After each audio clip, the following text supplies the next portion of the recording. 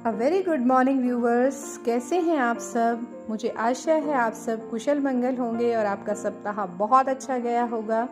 आज मैं आई हूँ आपके लिए संडे पॉडकास्ट में लेकर एक बहुत ही प्यारा सा टॉपिक, जिसको मैंने टाइटल का नाम दिया है भाग्य और पुरुषार्थ। तो आइए शुरू करते हैं आज का संडे पॉडकास्ट। जीवन रूपी रस्सी के दो छोर हैं, भाग्य और पुरुषार्थ। कहते हैं जीवन का कुछ भाग अस्थिर होता है और कुछ स्थिर। स्थिर भाग को भाग्य या प्रारब्ध कहा जाता है तथा अस्थिर भाग को पुरुषार्थ कहते हैं। जैसे रेलगाड़ी पटरी को छोड़कर इधर उधर नहीं जा सकती, अतः पटरी उसका प्रारब्ध है, लेकिन चलने में वह स्वतंत्र है, यह उसका पुरुषार्थ है। इस संसार में हर व्यक्ति विष और अमृत पीने में जितना स्वतंत्र है, उतना उसके परिणाम भुगतने में स्वतंत्र नहीं है। पेड़ पर चढ़ने में व्यक्ति स्वतंत्र है, किंतु गिर जाए, चोट लग जाए तो वह परिणाम उसे भुगतना ही पड़ता है। किसी भी व्यक्ति का भाग्य उसका पुरुषार्थ ही गढ़ता है, अतः व्यक्ति का भविष्य उसके अपने हाथ में ही है। किसी चिंतक ने कहा है, इरादे की मजबूती का नाम तकदीर है। स्वयं के सुंदर भविष्य का निर्माण करने के लिए हमें अपने विचारों पर अधिकार पाना चाहिए, क्योंकि जो विचार एक बार मस्तिष्क में उपजता है वह अपना संस्कार छोड़ जाता है। विचार अच्छे भी होते हैं और बुरे भी होते हैं। अच्छे संस्कार हमें ऊपर उठाते हैं और बुरे संस्कार नीचे ले जाते हैं। किसी भी चीज का अंत तो तब आएगा जब उसकी आदि होगी। आदि है पुरुषार्थ, उद्यम और प्रयत्न करना। पुरुषार्थ भाग्य का प्राथमिक रूप है और नियति उसका अंतिम समाधान है। किसी ने कहा भी है, पूर्व जन्म में जो पुरुषार्थ किया है वही आज तक का भाग्य है, और जो आज का पुरुषार्थ है वह कल का भाग्य होगा। भाग्य का प्रारंभ पुरुषार्थ है और पुरुषार्थ का अंत भाग्य है। पुरुषार्थ से ही भाग्य का निर्माण होता है और भाग्य पुरुषार्थ को प्रेरित करता है। पुरुषार्थ करने में प्रत्येक व्यक्ति स्वतंत्र है। नियति पुरुषार्थ में कोई बाधा नहीं डालती और पुरुषार्थ नियति में कोई बाधा नहीं डालता। दोनों एक दूसरे के पूरक हैं, किंतु बाधक नहीं हैं। पुरुषार्थ से हम अपने भाग्य को भी बदलते हैं और अपनी स्थिति को भी बदल सकते हैं। मुझे एक फ्रांसीसी कोटेशन जो बहुत प्रसिद्ध है वो याद आ रही है, वो मैं आपको बताना चाहूंगी। फ्रांसीसी लोकोक्ति के अनुसार परिश्रमशीलता सौभाग्य की जननी है। पुरुषार्थ से सभी शक्तियों के केंद्र सक्रिय हो जाते हैं। मिट्टी में सोना रहा हुआ होता है और सीप में मोती छुपे होते हैं, लेकिन बिना पुरुषार्थ के कुछ भी संभव नहीं हो सकता। पुरुषार्थ से ही व्यक्ति इस योग्य बनता है कि अपने विकास के द्वारों को खोल सके। इसलिए कहते हैं, जो स्वयं पुरुषार्थ करना ही नहीं चाहता उसे कोई दैवीय शक्ति कभी सहायता कर ही नहीं सकती। भाग्य और पुरुषार्थ को अच्छी तरह से समझने के लिए मैं आपको एक छोटी सी कहानी यहाँ सुनाना चाहूंगी। एक व्यक्ति को चोरी करने की घृणित आदत पड़ गई। कहा जाता है कि कोई भी चोर अपने आप को कितना ही चतुर क्यों न समझे, किंतु एक दिन वह सिपाहियों के द्वारा पकड़ा ही जाता है।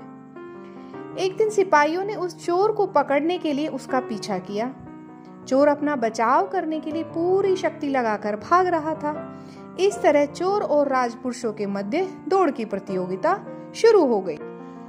प्राण बचाने के लिए चोर गांव के बाहर एक मंदिर में पहुंचा।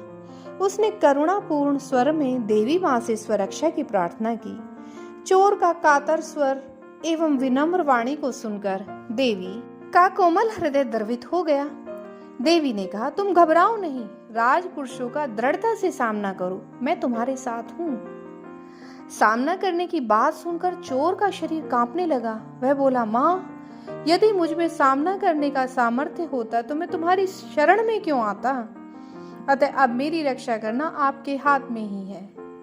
यह सुनकर देवी ने कहा, यदि तुम सामना करने में असमर्थ हो तो ऐसा करो, अपनी पूरी शक्ति लगाकर चिल्लाओ ताकि राजपुरुष यहाँ से वापस लौट जाएं। तब चोर ने कहा, माँ, भय के कारण मेरा गला रुंध गया है, मेरी वाक शक्ति भी समाप्त हो गई है, तो मैं कैसे चिल्लाऊं। अब देवी ने कहा, तुम मंदिर का द्वार बंद करके निश्चिंत होकर सो जाओ, ताकि द्वार बंद देखकर राजपुरुष स्वतः ही लौट जाएं। घबराते हुए स्वर से चोर बोला, माँ, मेरे हाथ सठिया गए हैं, जिसके कारण मेरे भीतर की सारी शक्ति समाप्त हो गई है। अतः द्वार बंद करूं तो करूं कैसे? देवी का रूप जगदम्बा का होता है। उसके हृदय में करुणा की सरिता बह रही थी, इसलिए वह चोर को बचाना चाह रही थी। अतः इस बार देवी ने कहा, तुम मेरी प्रतिमा के पीछे बैठ जाओ, फिर कोई भी तुम्हारा बाल बांका नहीं कर सकता। यह सुनकर चोर ने कहा, माँ, तुम सच यह कह रही हो, किंतु मेरे पैर तो धरती से चिपक गए हैं, अतः एक कदम भी चलना मेरे बस की बात नहीं है। इस भयभीत अवस्था में मैं कुछ भी कर सकने में सक्षम नहीं हूँ। इतना सुनते ही देवी रुष्ट हो गई और कहने लगी, कापुरुष, तुम जैसे सत्वहीन, कायर और अकर्मण्य पुरुष को मैं सहयोग नहीं दे सकती। तुम्हें अपने कर्मों का फल भुगतना ही पड़ेगा। सभी चुनौतियां पुरुषार्थ से सिद्ध होती हैं। जीवन में जो भी श्रेष्ठ और बहुमूल्य है, वह बिना पुरुषार्थ के मिल ही नहीं सकता।